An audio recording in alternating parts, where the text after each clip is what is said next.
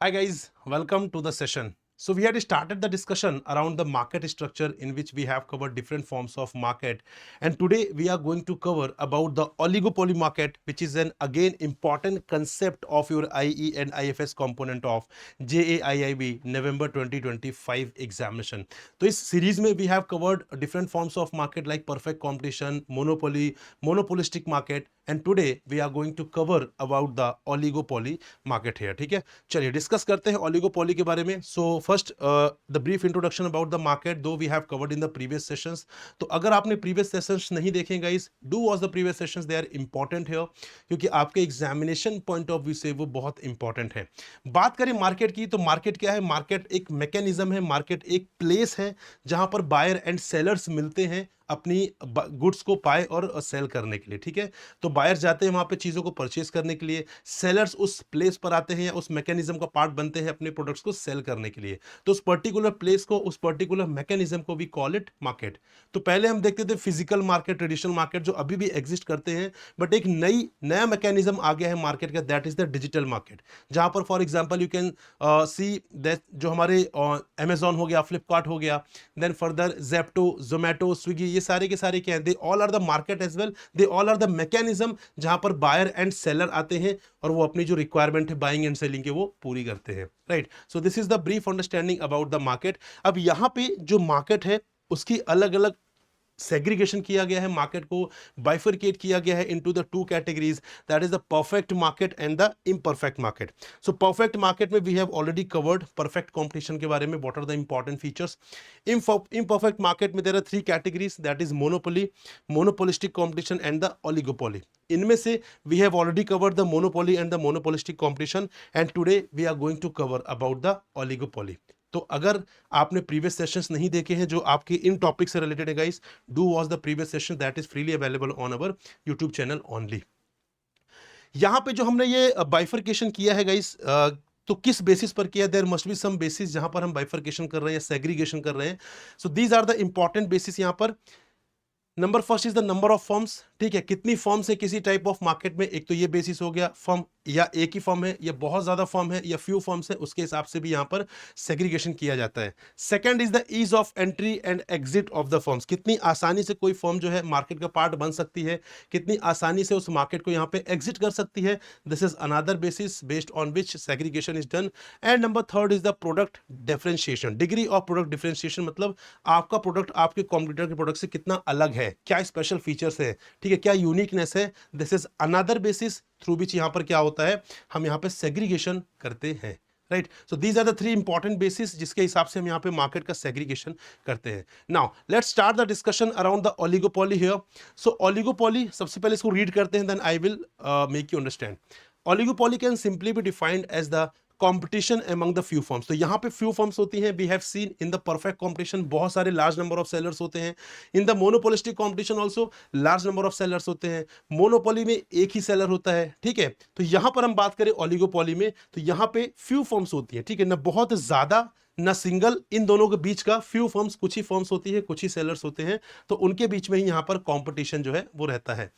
The products of these firms में either be close substitutes और homogeneous. तो यहां पे जो भी प्रोडक्ट्स ये लोग सेल कर रहे हैं वो या तो क्लोज सब्स्टिट्यूट्स है. इसका मतलब क्या है कि अगर आपने फर्म ए का प्रोडक्ट यूज नहीं किया तो आप फर्म बी का भी कर सकते हैं, पर्पस आपका डेफिनेटली वहां पे फुलफिल हो जाएगा. ठीक है, या फिर वो होमोजीनियस है. होमोजीनियस मतलब एक जैसे, बट यहां पे जनरली क्या होता है, क्लोज सब्स्टिट्यूट्स ही होते हैं. फॉर एग्जांपल आप मोबाइल सर्विस प्रोवाइडर, मोबाइल्स देख लीजिए, आप यहाँ पे कार इंडस्ट्री का पार्ट बन जाइए. आप एयरलाइंस, तो अगर आपको एक कार पसंद नहीं है तो आप दूसरी ब्रांड की तरफ मूव कर सकते हैं. पर्पस क्या है, आपको एक जगह से दूसरी जगह ट्रेवल करना है, वो आपका दोनों ही ब्रांड पूरा कर देंगे. ठीक है, सिमिलरली आपको अगर मोबाइल यहाँ पे परचेस करना है, सो आप यहाँ पे ब्रांड ए या ब्रांड बी किसी का भी ले सकते हैं. ठीक है जी, द थिंग इज आपको कॉल पे बात करनी है, you have to access the internet, वो सारी फैसिलिटीज आपको मिलेंगी. So that is completely up to you because they are the close substitutes. वो क्लोज सब्स्टिट्यूट्स है, यहाँ पर पर्पस आपका पूरा होगा. ठीक है, ब्रांड सेलर कौन सा होगा वो आपको चूज करना रहेगा. सो इसको और अच्छे से समझने के लिए let's discuss the feature of oligopoly market एक एक करके. So these are the four important features, that is interdependence, then selling cost, then group behaviour and the price rigidity. आइए एक एक करके समझते हैं.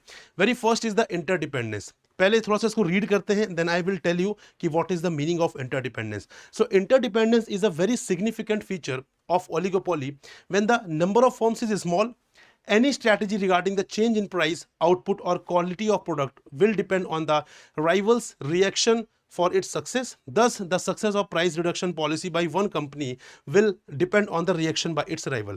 देखिए, इंटरडिपेंडेंस का क्या मतलब? इंटरडिपेंडेंस का मतलब ये है, हमने क्या पढ़ा है अभी ओलिगोपॉली में, यहाँ पे फ्यू फॉर्म्स है, competition among the few forms बहुत ही कम है, लिमिटेड नंबर ऑफ फॉर्म्स है, ना बहुत ज्यादा है ना सिंगल है, इन दोनों के बीच में फ्यू फॉर्म्स है, ठीक है। अब यहाँ पर कंपटीशन जो है, जो सक्सेस है एक फर्म की, that will be depending on the rivals reaction, कि राइवल जो उनका जो कॉम्पिटिटर है, उनका जो राइवल है, ठीक है, इस यहाँ पे ब्रांड नंबर ए, जो सेलर नंबर ए है, फॉर्म नंबर ए की पॉलिसी के अगेंस्ट में राइवल का क्या रिएक्शन रहता है, उसके हिसाब से इट विल बी डिपेंडिंग कि यहाँ पे प्रॉफिटेबल होने वाला है इनका स्टेप या नहीं होने वाला। फॉर एग्जांपल, अगर हम बात करें यहाँ पर पेप्सी और कोक की बात करते हैं, ठीक है, सपोज पेप्सी ने अपनी 10 रुपीज की बॉटल का जो प्राइस है वो उन्होंने 8 रुपीज कर दिया, रिड्यूस करके 8 रुपीज उन्होंने कर दिया, ठीक है।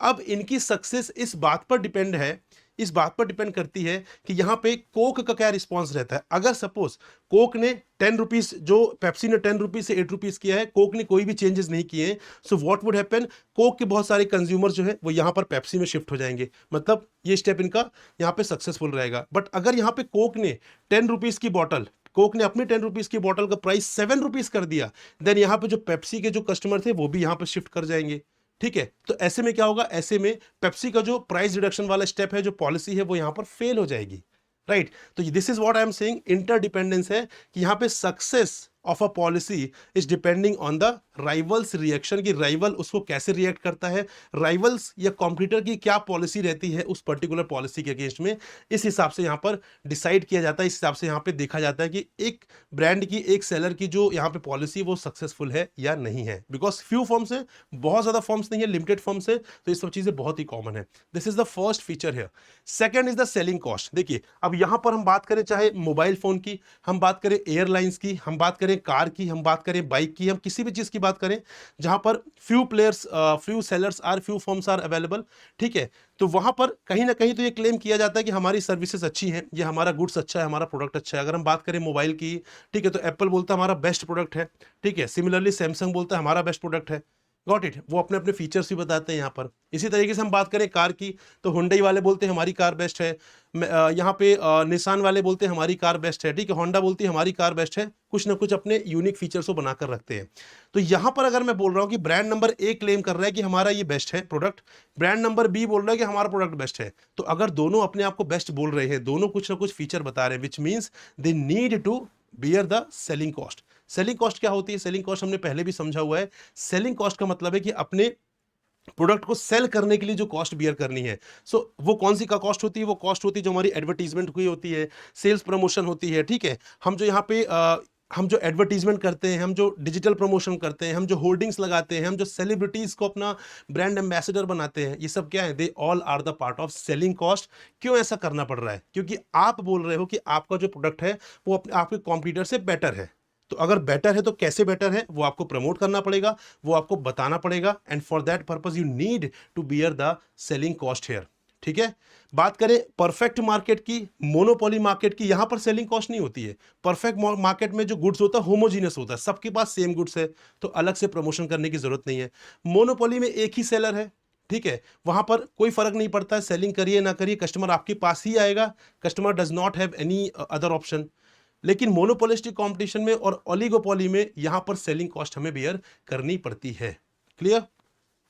Third important feature is the group behaviour. यहां पर ग्रुप बिहेवियर होता है, जैसे अगर मैं बात करूं, देखिए यहां पे क्योंकि हमने बात किया था फ्यू फॉर्म्स है, ठीक है, कंपटीशन अमंग फ्यू फर्म्स है यहाँ पर। तो अब यहाँ पर क्या होता है, यहाँ पर जनरली जो फर्म्स की टेंडेंसी होती है ना, वो ये होती है कि वो यहाँ पे आपस में मीटिंग करते, सीक्रेट मीटिंग करते रहते हैं टू अवॉइड द कंपटीशन, ताकि यहाँ पे कंपटीशन अवॉइड किया जा सके और यहाँ पे जो प्रॉफिटेबिलिटी है वो यहाँ पे मेंटेन की जा सके। अब ये सीक्रेट मीटिंग क्यों होती है? क्योंकि ये गवर्नमेंट से बचकर ये मीटिंग की जाती है, ताकि यहाँ पे किसी भी तरीके का ऐसा ना हो कि एक ग्रुप क्रिएट किया जा रहा है, ठीक है, एक मोनोपोली काइंड ऑफ क्रिएट करने की कोशिश की जा रही है, जहां पर पहले से ही अग्रीमेंट म्यूचुअल म्यूचुअल कंसेंट है, म्यूचुअल अग्रीमेंट है कि हम प्राइजेस में चेंज नहीं करेंगे, हम यहाँ पे फर्दर चीजें नहीं करेंगे, तो गवर्नमेंट से ये सारी चीजें डिस्क्लोज नहीं करनी है, ठीक है। So the aim is to maximise the profit in the same manner as monopolist does. तो जिस तरीके से एक मोनोपोलिस्ट करता है उसी तरीके से हमें प्रॉफिट अर्न करना है, बट उस तरीके से हम बिना अग्रीमेंट के तो नहीं कर सकते। रीजन मीन यहाँ पे मल्टीपल प्लेयर्स हैं, मोनोपोली मार्केट में there is one player only,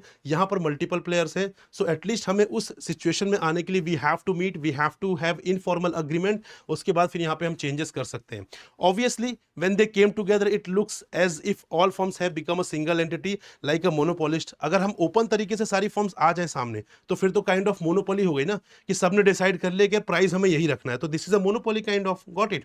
but यहाँ पे ऐसा जो ग्रुपिज्म वो सीक्रेटली किया जाता है, क्योंकि गवर्नमेंट यहाँ पे एक्शन ले सकती है अगर गवर्नमेंट को इस टाइप के किसी भी ग्रुप बिहेवियर का पता चल जाता है तो। लेकिन यहाँ पे जब फर्म्स जो है सीक्रेटली आकर डिसाइड कर लेती हैं कि ठीक है आपको जो भी स्ट्रैटेजी रखनी है आप रखिए, प्राइजेस हम रिड्यूस नहीं करेंगे, this is a kind of informal agreement among the firms, ठीक है, बिटवीन द फर्म्स, की यहाँ पर we are not going to reduce the prices, बाकी स्ट्रैटेजी हम यहाँ पे कुछ भी कर सकते हैं, गॉट इट। तो इसको हम बोलते हैं कल्यूसिव ओलिगोपोली।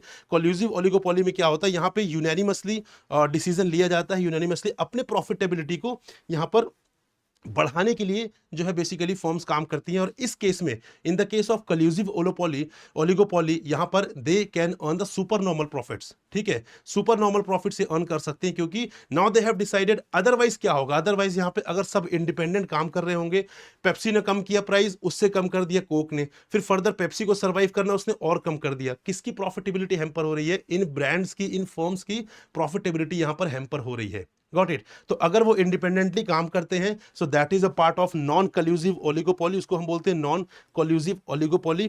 यहां पर क्या होता है, यहां पे they can only earn the normal profits, but if they are the part of collusive oligopoly they can earn the super normal profits. यहां पर I told you about the collusive oligopoly, जहां पर वो सीक्रेट मीटिंग करते हैं, ठीक है, informal agreement होता है that we are not going to reduce the prices, उसके अलावा हमें जो भी स्ट्रेटेजी करनी है we are open to that. तो this is the part of collusive oligopoly, और यहां पर फर्म्स जो है they can earn the super normal profits. So this is the third thing related to the oligopoly market. Fourth is the price rigidity, ठीक है, यहां पर price की रिजिडिटी, इसका क्या मतलब है, let's read this then I will explain you here.